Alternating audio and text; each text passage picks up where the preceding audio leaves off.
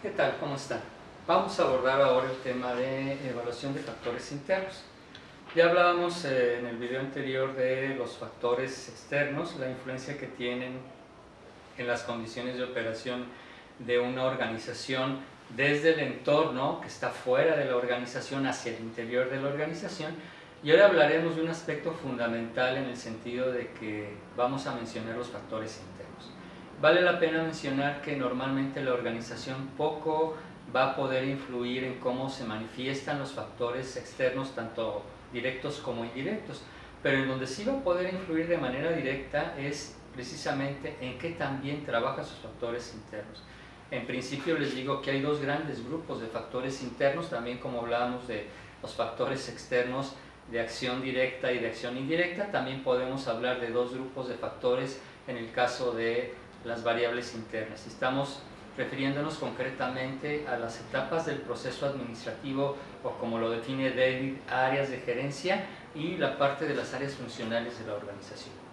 Si lo vemos desde el enfoque de las áreas de gerencia, bueno, tenemos 5 factores muy importantes que son la planeación, la organización, la motivación, la dirección y el control. Son los 5 aspectos que son importantes tomarlos en cuenta.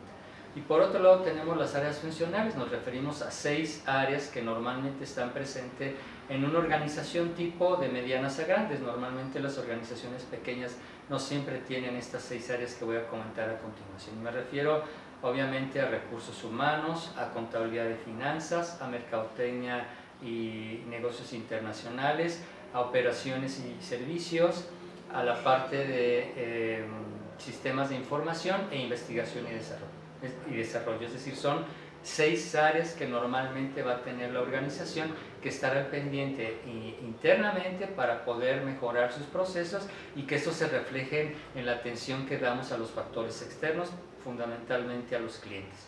Entonces, bueno, estos elementos se ponen en juego para que obviamente se trabaje conjuntamente entre cada una de las áreas y que eso permita realmente llevar a la práctica de una manera adecuada a la organización. Y bueno, en ese sentido también es importante señalar que no solamente hablamos del juego que se da en estas áreas de gerencia y las áreas funcionales que ya comentaba, sino que también se generan a partir de las características muy particulares que tiene una organización.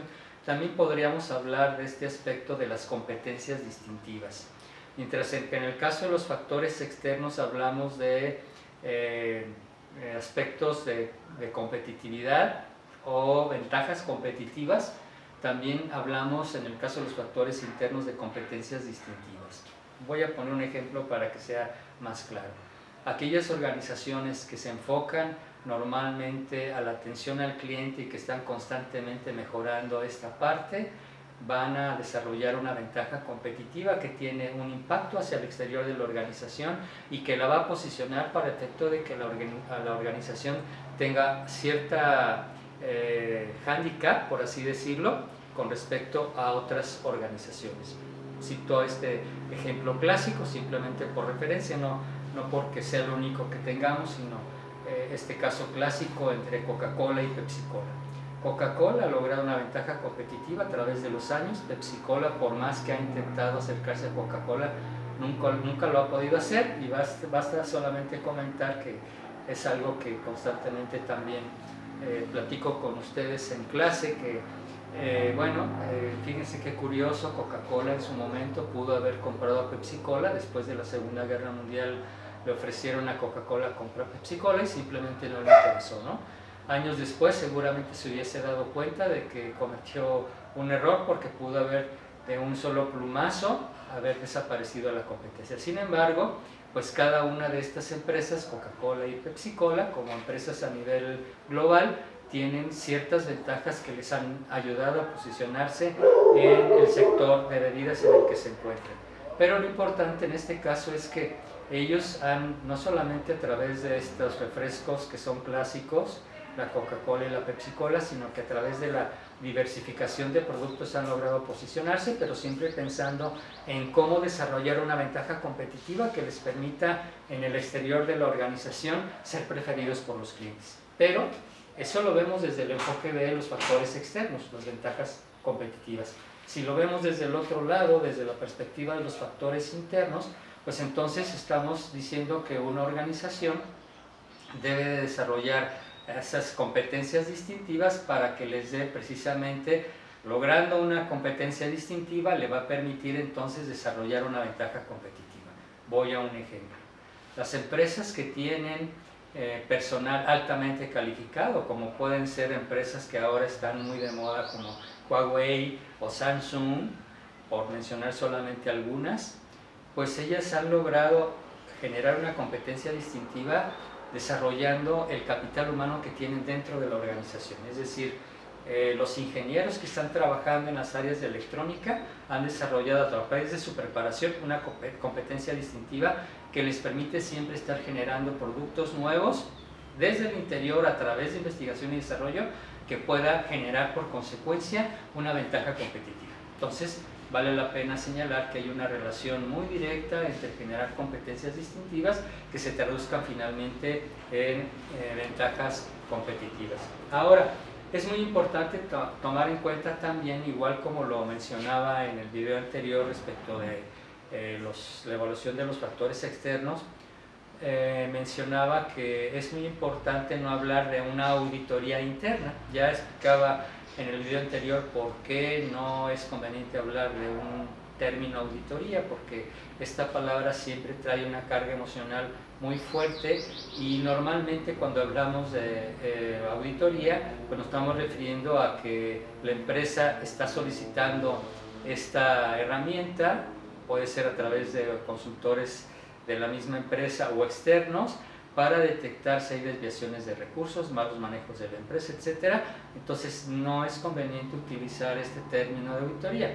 Nuevamente hablamos de evaluación de los factores, evaluación de los factores internos, más que de hablar de auditoría interna. Ahora, hay un concepto que maneja David que se llama el VBR, es decir, visión basada en recursos.